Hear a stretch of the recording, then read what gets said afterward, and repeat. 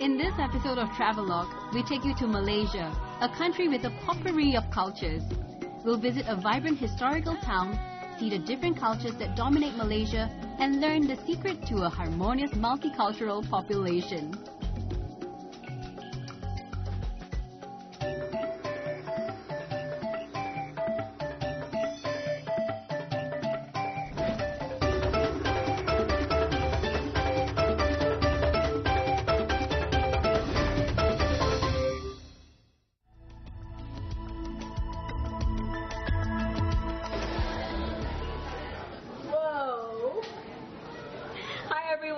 Welcome to Travelogue.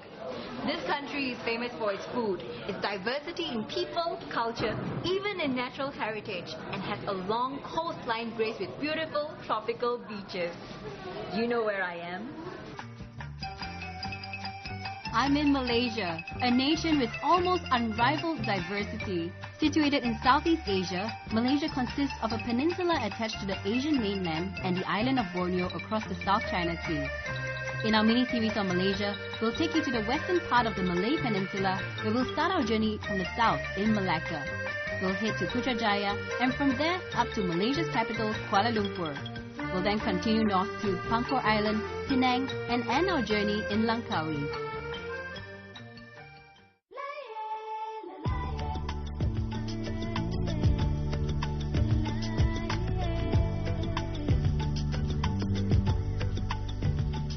Malacca used to be a major port along the spice route in the 15th century, and the histories of the Malays are also said to have started here.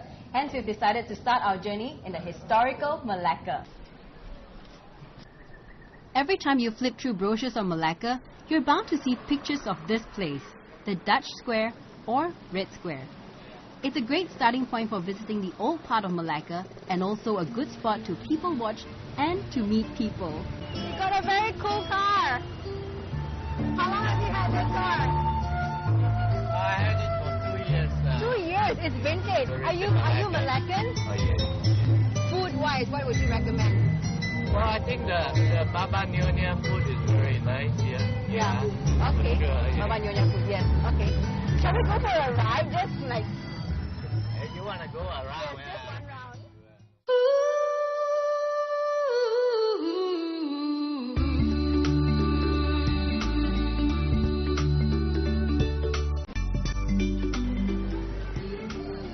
When you're here, spare some time to enjoy the sights and sounds of Malacca. The colours and the remarkable exuberance, considering the place is over 600 years old. And the Queen arrives. Thank you for such a great ride. You took me around the old Malacca town with this vintage car. I can't ask for more, truly. Thank you so much for your time. Thank you for having me in your car. I feel so privileged. All right, have a good ride. Bye. If you don't get to meet that kind and cool dude when you're in Malacca, no sweat. The next best way to see and experience this town comfortably whilst getting to know a local is to hop into one of these riotously decorated rickshaws, which cost about 40 ringgit or $12 per hour. He says he knows how to speak Mandarin. Cool. It's thanks to Malacca's commitment to preserving its past that the younger generations are able to enjoy the extraordinary story of the empire's rise and fall here. We do the plastering to maintain it, to prevent it from falling. Okay, so Yeah, was it already like that when the Portuguese came? No, what Portuguese came is only like this. This is the Portuguese people. Okay. Right? This plaster is done in 19th century, 20th century. Okay. Very much later. Yeah. This is all the Dutch sizes. Okay. Okay? The British standard it don't have this.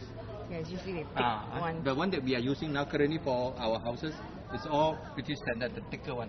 This is 3/4 inch. Okay, so this would be the Dutch work. Yeah, the Dutch work. And that's the Portuguese? That's the Portuguese work. Any signs of British here? Up there, there's an arch hanging the bell for hanging the bell. This is from the British. The Sultanate of Malacca was a powerful force in the 1400s due to its prime location for regional trade and the shelter it enjoyed from the monsoon winds. This attracted the Portuguese, Dutch and British, whose influence was felt in Malacca from the early 16th century until 1957. Up the hill is this chapel built by the Portuguese. The Dutch later turned it into a burial ground for the nobility. Now it's full of life and with great acoustics.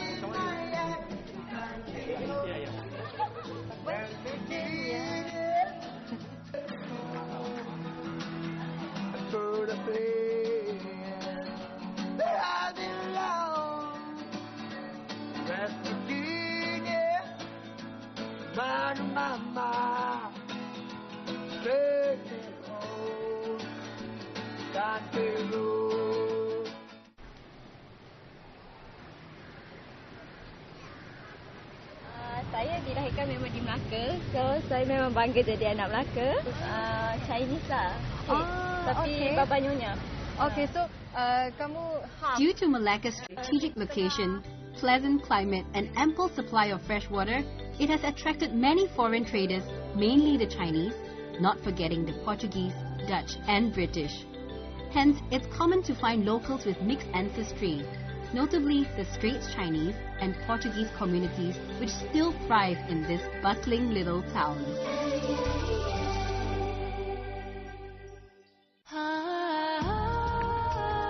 Next, we'll learn the ways of the Straits Chinese, and if you want to pick up a tip or two on how to dress up fashionably yet modestly and become a marriable person, stay tuned.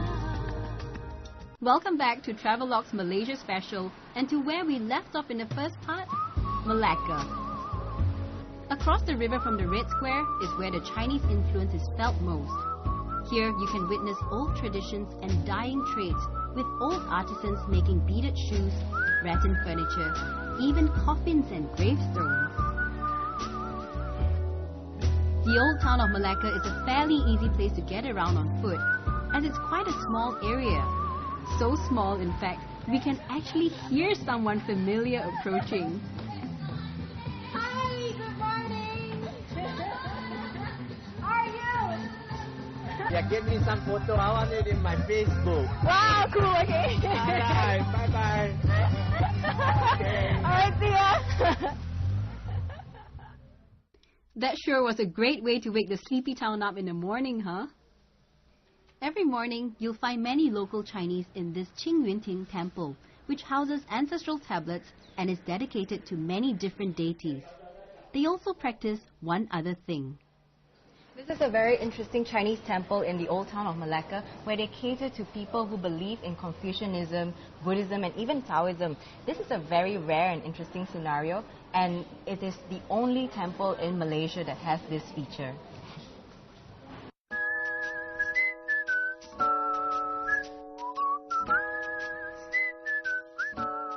I think this temple's practice of the three doctrinal systems is a good analogy for Malaysia and Malacca. Malacca's long been a meeting place for various religions, and I believe the secret to the harmony of this multicultural population is respect. Though people here are thoroughly mixed, they're not so completely blended that they lose their individual identity, culture and customs. Take this shoe shop for example. The Chinese culture still stands strong here as they continue making these traditional Malaccan beaded shoes and the infamous lotus shoes worn by women in China with bound feet right up till the early 1900s. Flower, yeah. How small it is. Can't imagine fitting my feet in there, my god. Of course, foot binding is hardly practiced anymore, but many people still find it fascinating looking at this ancient Chinese footwear. Malacca is a remarkable place to witness instances of cultural infusion.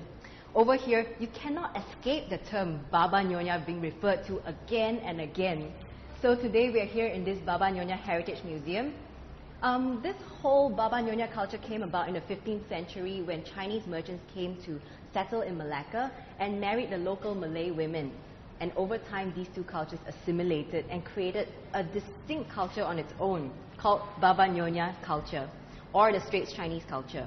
And Baba actually refers to men, and Nyonya refers to the women of this cultural infusion. So do come here when you are here in Malacca. Take a look at their architecture, taste their food. There's so much you can experience over here.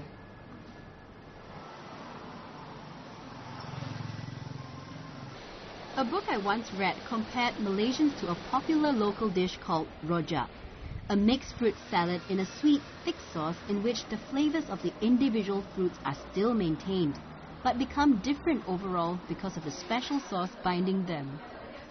And speaking of food, you know the famous saying, the way to a man's heart is through his tummy? Well, we're about to learn what it takes to become a good, marryable nyonya. I'm running a bit late, and that's not a good start. Hi. Hi. Okay. Now you have to put more. And then the cooking also, the mixture Chinese with Malay. Okay? Very simple. Once you fry, you put in the. Okay, I think it's sour enough. Coconut. The waiting is torturous. Nice. Really typical Peranakan people. They are very fussy in preparing their food. Yeah. Okay, the way you cut the food, the way you cut the veggie must be almost the same. Yeah. You cannot cut too big. Yeah, I read this book about how a mother was teaching a daughter how to cook, and then she's always like watching every move, and if there's some mistake, she'll just hit the hand. Yes. Sounds tough to be a nyonya.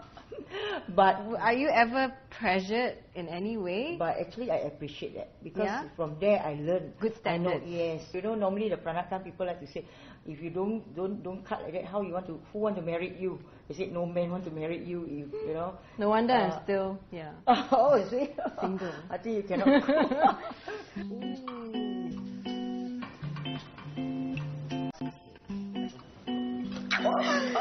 Oh, you see, I can't be This is so embarrassing.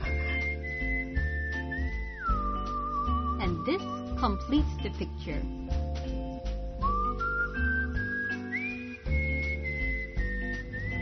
It's such a pity that we've got to leave Malacca right now. Over the past 2 days, I really had a great time mingling with the locals of different backgrounds, learning about the Baba Nyonya culture and even about Malaysia's history. But unfortunately, we've got to follow our schedule and head up north right now to Putrajaya. This place is known to be a very well-planned city, and I'm really looking forward to see how it's like.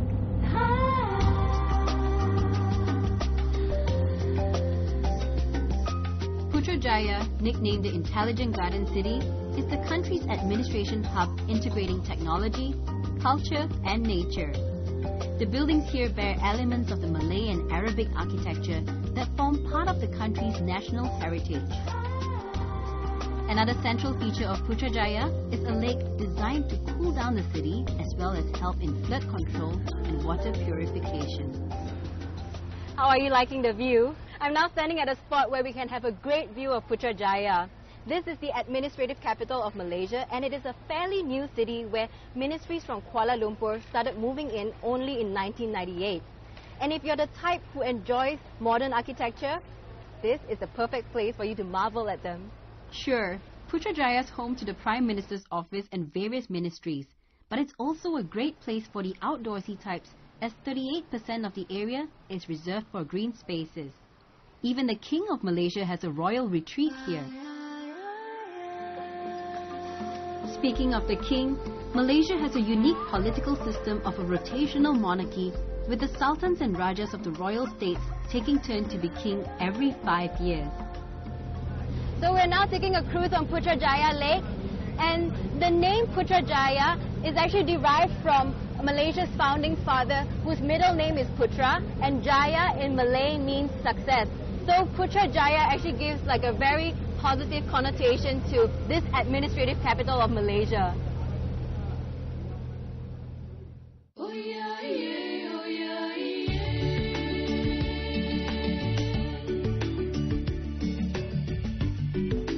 Next, we head 40 minutes north to where we first set foot in Malaysia.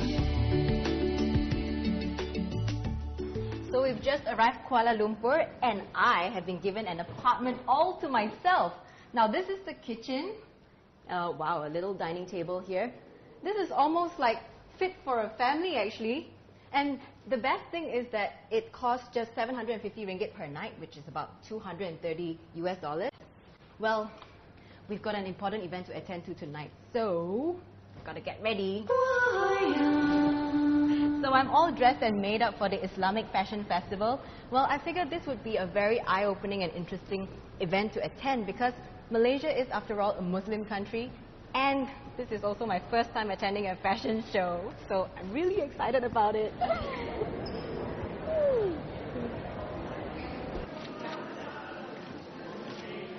Alright, they're obviously not snapping away at me, as the Islamic Fashion Festival is a grand affair attended by royalty, diplomats, socialites, high government officials, celebrities, and fashionistas.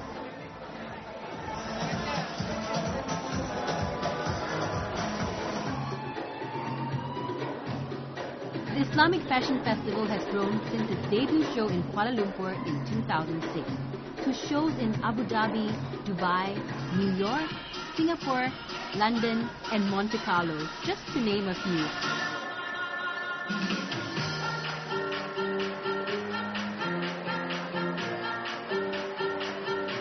Despite Islam being the dominant and official religion of Malaysia, nearly all other major world religions have substantial representations here.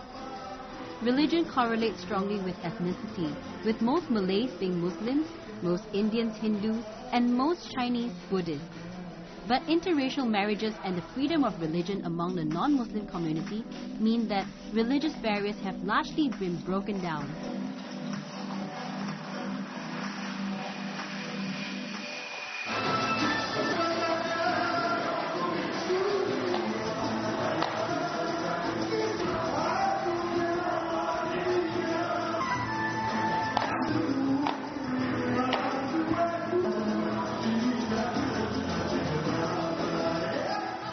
There's the perception that Islamic dress is intended to hide a woman's beauty, since the basic requirement is for the attire to be loose with the whole body except the face and hands concealed.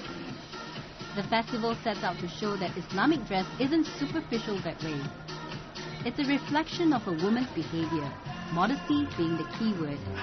And tonight's show invites us to understand and appreciate the call for women to cover up in Islam.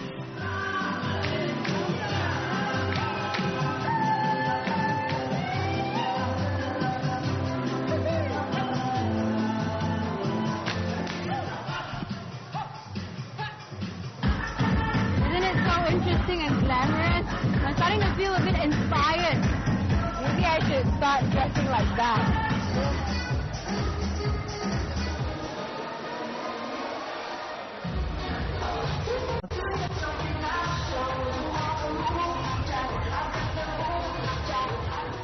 Kuala Lumpur, or as locals call it, KL, has a very vibrant nightlife.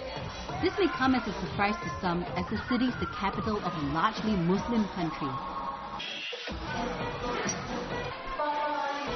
If this isn't your cup of tea, there are other choices for you, from laid-back lounges to 24-hour mamak stalls, which are down-to-earth food stalls run by Tamil Muslims, a definite hit amongst the locals.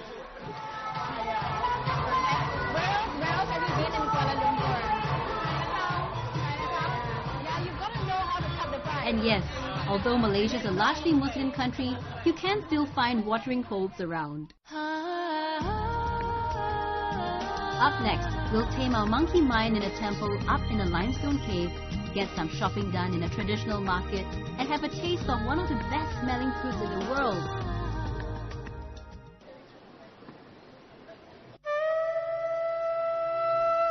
After all the glitz and glamour from last night, it's good to tame our monkey mind.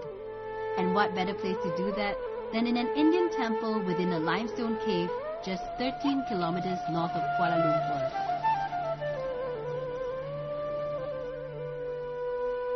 The Indians have exerted an influence in Malaysia from a long time ago. Even the name Malaya, as Malaysia used to be known, is said to come from the Sanskrit term Malayur or Malay in Tamil, meaning land of mountains. 中国 China, Chungo. 你好 你好 How long have you been here? I'm living 7 years, no 7 years. 7 years. How do you like it living here now? Good. Yeah? Batu Caves is known for its many steep steps to the top, and along the way you'll meet many friendly people and also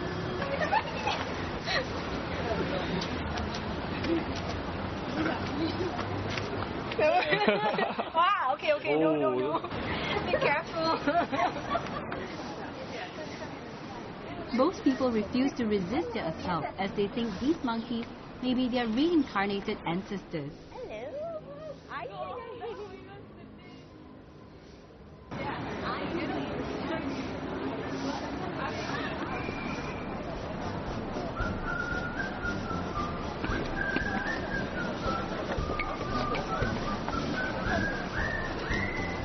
Many Hindu devotees come here to pay their respects to Lord Murugan, and during Thaipusam they have things pierced into their skin, their cheeks, their tongue.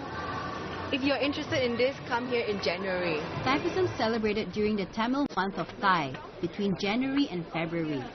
Hindu devotees have heavy objects or kavadis attached to them with metal skewers and hooks as they ascend the 272 steps of Batu Caves.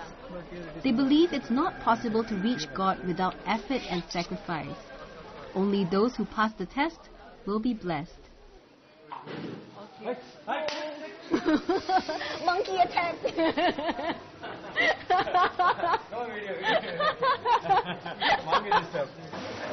Lucky, good luck. So I've got protection from Lord Shiva. Okay. Yeah, and also for good luck. Yeah, Lord Shiva's blessing. Yes. And then that's for This good is luck. ashes actually. Ashes. Yeah, this is ashes, and it is kind of significance for Lord Shiva's prayers. Okay. So all people in South India, they put this every day morning.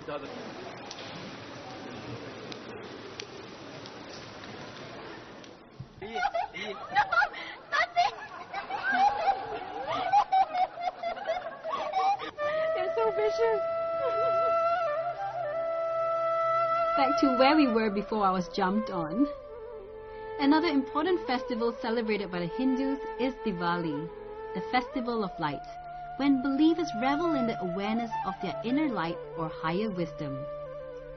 This represents the awakening to something beyond our physical body, which is pure and eternal.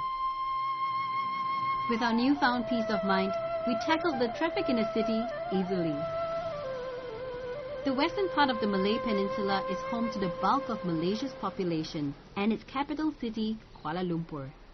Although the seat of government was shifted from Kuala Lumpur to Putrajaya due to the congestion and overcrowding, KL remains a bustling city. With old colonial buildings standing alongside iconic high-rises such as the Petronas Twin Towers, it's refreshing just walking on the streets, feeling and enjoying the contrast.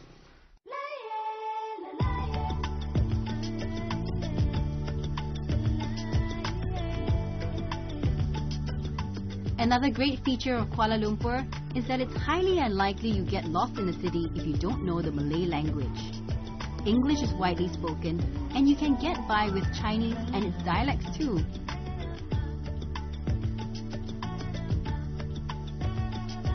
Malaysia is a melting pot of ethnicities, cultures and traditions, and KL being the capital makes it the perfect place to witness multiculturalism.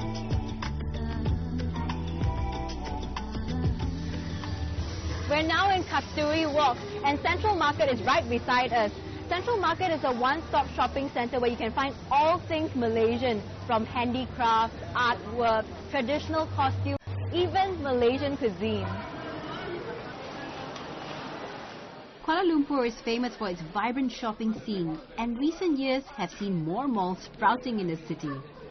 But unlike modern shopping malls, Central Market is a traditional market dedicated to local arts and crafts.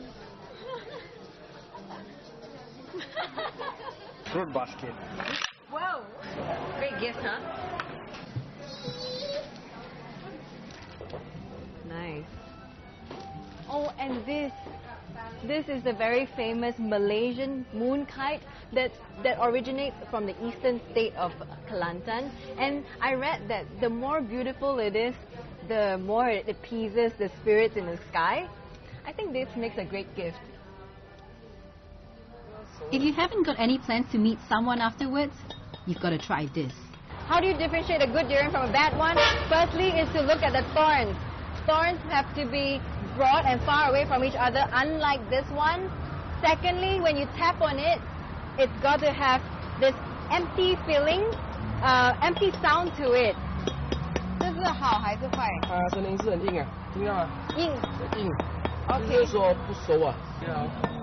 啊。声音不一样，它有弹性。是说很熟啊。And the third way of identifying whether it's good or not would be to shake it. If you can hear the fruit moving in it, that's a good one. It's so educational, huh? I sure am glad smell can't be recorded. This is the best thing ever.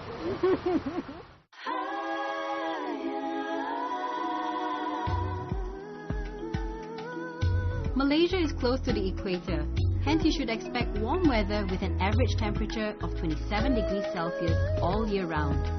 But with climate change, I'd strongly suggest you have an umbrella handy daily. In just Malacca, Putrajaya and Kuala Lumpur alone, we've witnessed such contrast in terms of architecture, fashion and way of life. We even had a taste of the world's most offensive smelling fruit. I'm Kaylee Lam. I'll see you again in our Malaysia special when we head further north along the Straits of Malacca.